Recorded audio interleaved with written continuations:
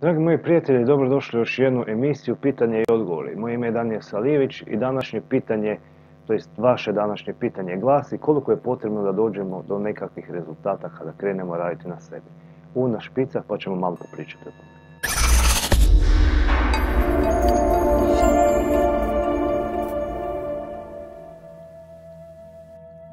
Lijep pozdrav! Moje ime je Danijel Salijević, ja sam internacionalni reiki majstor učitelj. Kroz današnje pitanje odgovarat ćemo na koji način i koliko je potrebno da dođete do nekih konkretnih rezultata kada krenete raditi na sebi. Bilo da radite reikim ili bilo da radite neku drugu tehniku, uvijek kada počnete raditi bilo koju tehniku dolazite u jednu fazu koja izgleda puno negativnije nego pozitivnija. Što znači da dolazi do određenih čišćenja, dolazi do određenih promjena ili promjena koje su sasvim drugačije kada krenete ih doživljavati i tu ako ne znate što se dešava može se desiti da ćete posustati, da ćete pasti, da ćete odustati.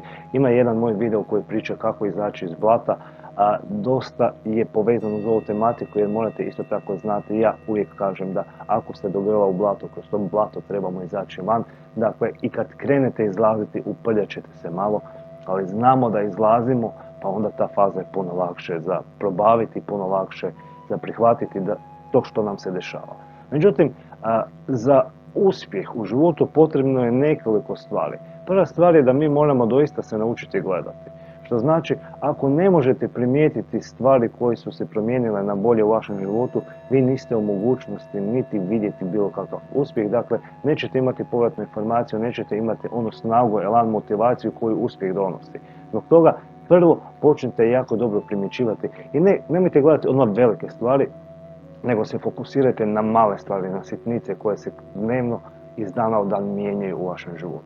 Ja znam imati upite kad ljudi postanu reikisti, kad počnu raditi, pa rade doista marljivo na sebi, ali rade u jednom pasivnom modu, što znači da odrade nešto slijepo kao što su naučili, odrade tretman i nadaju se, vjeruju da će sad taj tretman odraditi nešto umjesto njih. A eto, i sam rekao, umjesto njih nitko ništa neće u životu raditi. Reiki tretman, kada radite reiki tretman za neku namjeru, dakle ako želite promijeniti ljubavnu situaciju, ako želite promijeniti financije, svoj karakter, osobnost, možda nekakvu svoju manu promijeniti u pozitivno ili se riješiti određenih strahova, problema, ili čak i na zdravstvenom nivou, reiki je jako i izuzetno snažan saveznik i alat koji vam pomaže da vi to uspijete. Ali, opet, slušajte što govorim, da vi to uspijete. Dakle, u cijeloj toj priči vi morate biti, nikada u povijesti čovječanstva nikad se ništa nije desilo samo od sebe. Nikad se ništa niti neće desiti samo od sebe. Vaša energija, vaša volja, vaše kretanje u smjeru koji želite, plus reiki, to su vam dobitna kombinacija. Nemojte se zavaravati, samo reiki tretman, kako god dobro da afirmaciju imate, neće vam pomoći ako vi nećete biti sudionik te priče. Zbog čega? Jer ako vi stojite, a reiki krene nešto raditi, što on potencira? Vaše stajanje. I ako vi stojite, još ćete više stajati. U ovakvim situacijama vjerojatno reiki neće niti djelovati. Kao što znate, u situacijama kada reiki ne potencira pozitivno, on neće niti djelovati. Možete 100 tretmana napraviti, ako se vi ne pokrenete ili ako ste u krivom stavu u tom trenutku, vi nećete sa tim tretmanom napraviti apsolutno ništa. On će otići negdje gdje drugdje treba. Pomoći će vam da budete zdravi, da ljepše spavate, ali vam neće pomoći u tome što želite jer vi niste u toj cijeloj priči. Dakle, ako radimo reiki tretman za nešto, on će krenuti raditi za tu namjenu ako smo mi aktivni sudionici toj priči. Ako nismo, taj reiki tretman neće propasti, nego će otići u nešto drugo. Dakle, kao što sam rekao, vjerojatno svi mi imamo neke sitnice u nama, neke naše boljkice, minuse koje treba ispraviti, a da ih nismo ni svjesni, onda reiki krene takve stvari odrađivati. Ali, ako imate dobru osobnu afirmaciju, ako ne znate što su afirmacije, imate kod nas dostupan jedan tečaj afirmacija i materializacije, možete ga naručiti na stranici nauči-reiki-doj.net, pogledajte si sami. Ako ne znate napraviti dobru afirmaciju, već ste tu u koraku u krivom izričaju, dakle u krivom stavu. Dakle, dobra afirmacija, dobra definicija onoga što želite. Zauzeti stav da idete prema tome što želite, krenite prema tome aktivno i radite si reiki tretmane ili si naručite reiki tretmane. U toj cijeloj priči vi onda imate jedan mehanizam koji se kreće prema naprijed. Povratna informacija je ono što vama daje motivaciju i snagu da dalje radite. Dakle, povratna informacija je ono što ste vi sposobni vidjeti, zbog toga počnite gledati, počnite zamjećivati, počnite zbrajati pozitivne stvari koje vam se dešavaju i one negativne stvari koje se dešavaju po putu kad izlazite iz tog blata, jednostavno ignorirajte. Ako vas ne ugrožavaju, ako ne utječu na vašu budućnost, ignorirajte ih ako su vezane za vaše emocije. Nekad nam nešto ne prija, nekad nam se nešto ne sviđa, nekad nas nešto ljuti. To su naše emocije koje mi možemo neutralizirati i prigušiti. To nije nešto što nas ugrožava. Međutim, ako vas nešto ugrožava, djelujte, radite, riješite taj problem. Zbog toga jer vjerojatno je to nešto što treba napraviti. Budite sigurni da na ovoj stepenici vašeg postojanja vi ste sposobni i imate sav alat preći na sljedeću. Mi nismo bespomoćni, mi smo ovdje u ovom trenutku sa svim alatima, mogućnostima, prilikama i znanjima da krenemo na sljedeću razinu. Ali ako to ne krenete, ako tu ne počistite nered, ako tu ne napravite reda, nećete moći niti se razvijati. Ima ljudi koji jako teže duhovnom rastu, koji teže određenim višim frekvencijama, dimenzijama, ali ne shvaćaju da ako ovdje nisu uredili sve, ne mogu ići dalje. Ne mogu ići dalje zbog toga jer je to teret koji ih tu drži, to su neraščišćeni računi. A svijet energije ne funkcionira na neračišćenosti. Tamo je to matematika. Ili je, ili nije. Riješi, okreni, kreni i univerzum i reiki i svi ostali koji su tu radi nas da nešto postignemo, uspijemo, će se pobrinuti da tog uspjeha i dođemo. Druga stvar koju sam spomenuo je da ako trebamo paziti i gledati da mjerimo taj naš napredak, da tu ne budemo opet pasivni i da se fokusiramo na ono što želimo. Nadalje, druga stvar jeste da razumijemo da to sve je proces. Bolest, poremećaj, navike nisu krenule preko noći. Nekad će trebati i godinu dana da riješite nešto što ste 10 ili 15 godina stvarali. Reiki će vam to ubrzati maksimalno, ali ne smijete biti u panici, ne smijete biti u nestrpljivosti, nego gledajte samo na onaj način na koji želite da vam se stvari definiraju i desu. Dakle, ne kažem da se zavaravate, kažem da budete fokusirani prema onome što želite, a ono negativno što je ovdje oko nas, da pustite i da jednostavno ne dajete svoju osobnu snagu tome jer će to biti vaš fokus i krenut će u realizaciju, u osnaženju toga što ne želite. Druga stvar jeste da doista morate shvatiti da vaša energija ide tamo kamo gledate, tamo kamo ste fokusirani. Ja svojim učenicima kažem da za biti dobro i biti loše mi trebamo potrošiti istu količinu naše energije. Što birate? Birate li biti dobro ili loše? Kamo ćete svoju snagu dati? Ako imate jednu crticu snage, preostalu, zadnju, na što ćete je potrošiti? Na jad, očaj, kritiziranje, osuđivanje, analiziranje? No na to da preživite, da krenete dalje, da prođete ovu stepenicu, da krenete dalje.